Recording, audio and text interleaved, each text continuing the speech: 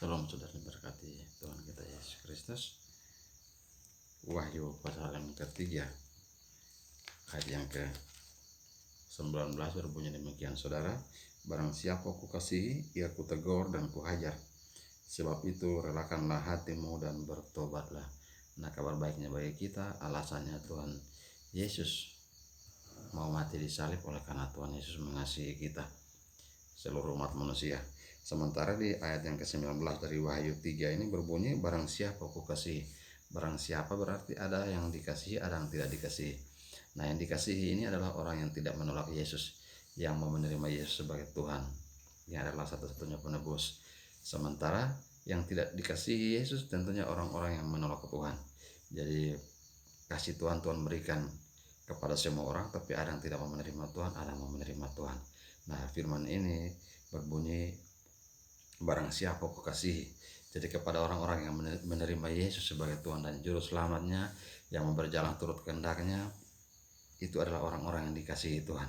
Nah, orang-orang dikasihi Tuhan ini tidak serta-merta karena dikasihi Tuhan lalu artinya dimanja, diberikan apa yang diminta, apa yang diinginkan Tuhan beri. Tidak selalu seperti itu, saudara. Tetapi terkadang ada teguran di sana, bahkan dihajar. Iya, aku tegur dan kuhajar, dihajar, dirotani.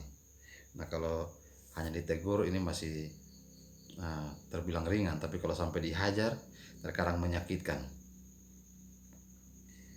Dilanjutkan dengan, sebab itu relakanlah hatimu dan bertobatlah. Relakanlah hatimu dan bertobatlah. Bertobat berarti meninggalkan hal-hal yang tidak diinginkan Tuhan. Jadi kalau sudah tahu Tuhan melarang soalnya boleh mabuk contohnya, ya tinggalkan sudah, jangan lakukan lagi. Nah, firman Tuhan ini jelas dikatakan bahwa relakanlah hatimu dan bertobatlah. Relakanlah hatimu, bawa hati kepada Tuhan, pengakuan kepada Tuhan, mengaku kesalahan, lalu bertobat kembali kepada jalan Tuhan. Nah, ini kembali ada satu contoh dalam Perjanjian Lama, satu tokoh besar Alkitab, Daud, dalam 2 Samuel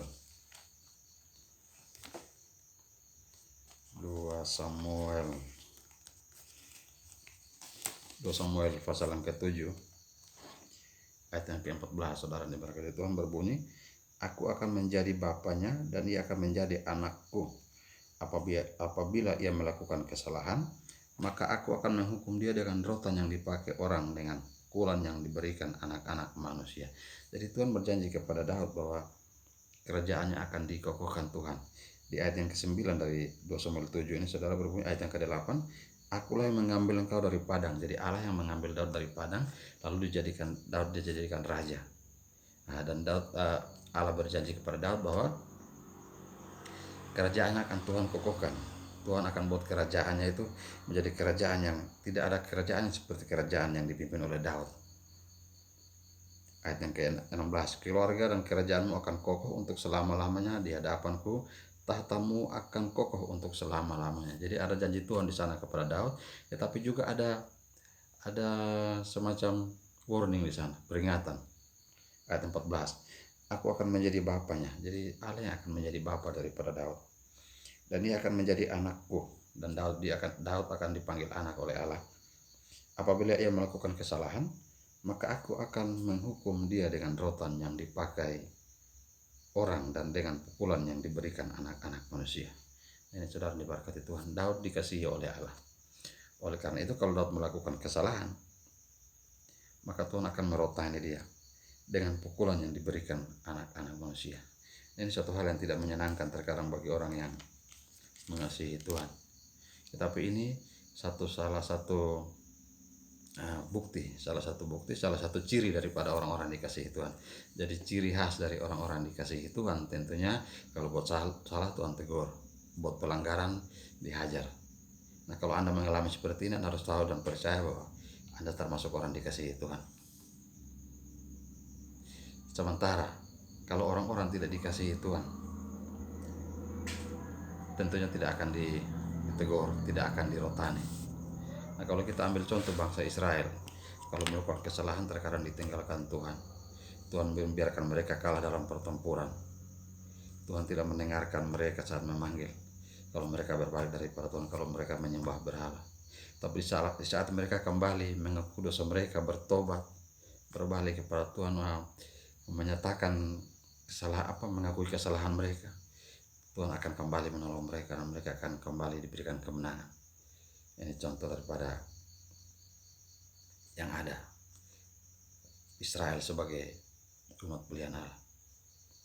Jangan salah dihukum, saat bertobat kembali dikasihi. Dan tentu Tuhan akan melakukan ini untuk semua orang yang Tuhan kasih.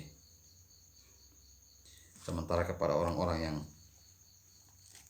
tidak mengasihi Tuhan, orang-orang yang menolak Tuhan, Mazmur 73, saudara, mulai dari ayat yang ketiga.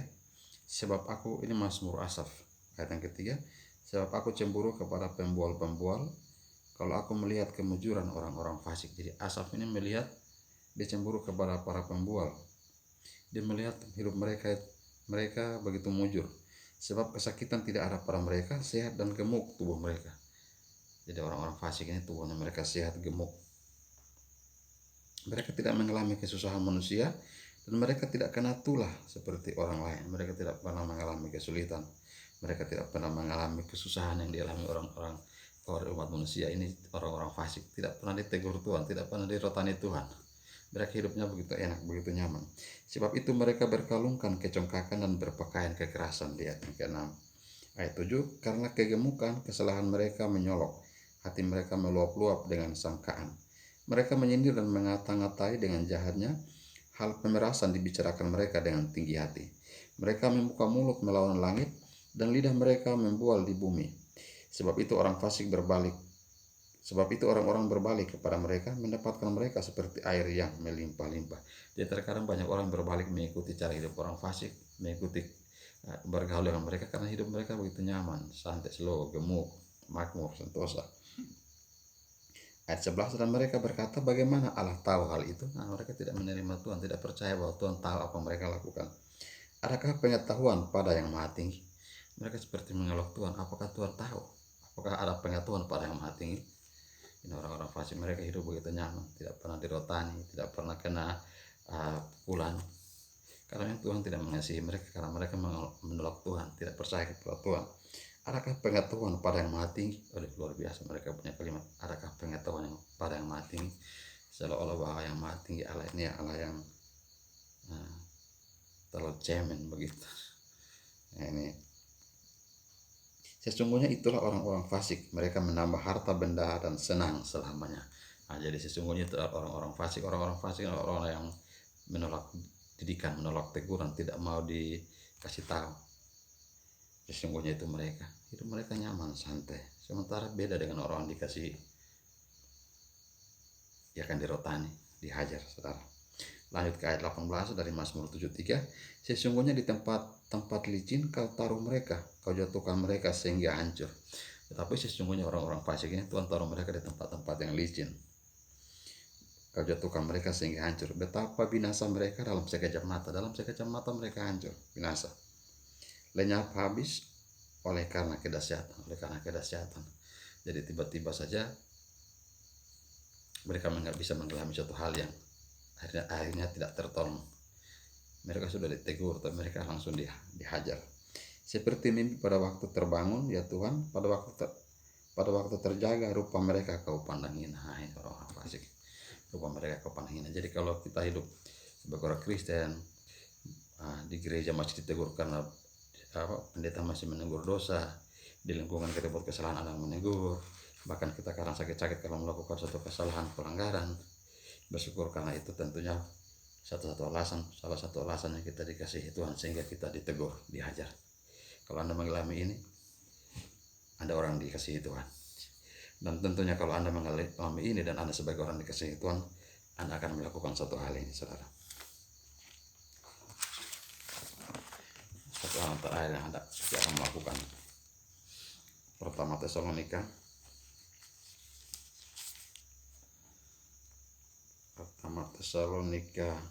5 ayat 18. Kalau Anda mengasihi Tuhan, Anda ditegur, Anda mengalami sesuatu yang tidak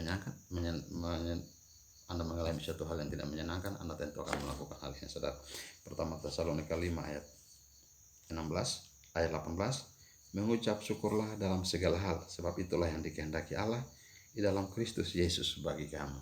Jadi mengucap syukur dalam segala hal, sebab itulah yang dikehendaki Allah dalam Kristus Yesus bagi kamu. Nah, orang Kristen yang percaya kepada Tuhan, yang tahu bahwa hidupnya dikasihi Tuhan dan dia mengasihi Tuhan, sekalipun dalam beban pergumulan pencobaan yang berat, ia akan sanggup mengucap syukur kepada Tuhan, sebab ia tahu bahwa Tuhan mengasihinya, sebab ia tahu bahwa rancangan Tuhan baik adanya, sebab ia tahu bahwa segala sesuatu dijadikan Tuhan untuk kebaikan, mendatangkan kebaikan baginya. Yang perlu dilakukan adalah sadar bahwa semua manusia telah melakukan dosa, kesalahan. Oleh karena itu kembali kepada Wahyu 3 tadi, bertobatlah. Tentu tidak selalu kita melakukan kesalahan dan kita tahu itu salah. Tapi kalau kita mengalami suatu hal, perlu kita mengaku kesalahan pelanggaran kita kepada Tuhan, minta ampun, dan berbalik kepada jalan yang benar. Sebab sesungguhnya Allah menginginkan semua kita bisa menjadi murni di hadapannya. Sebab orang yang murni, yang suci hatinya, yang akan bisa melihat Allah. Tetap melayani Tuhan seturut kehendaknya. Salam.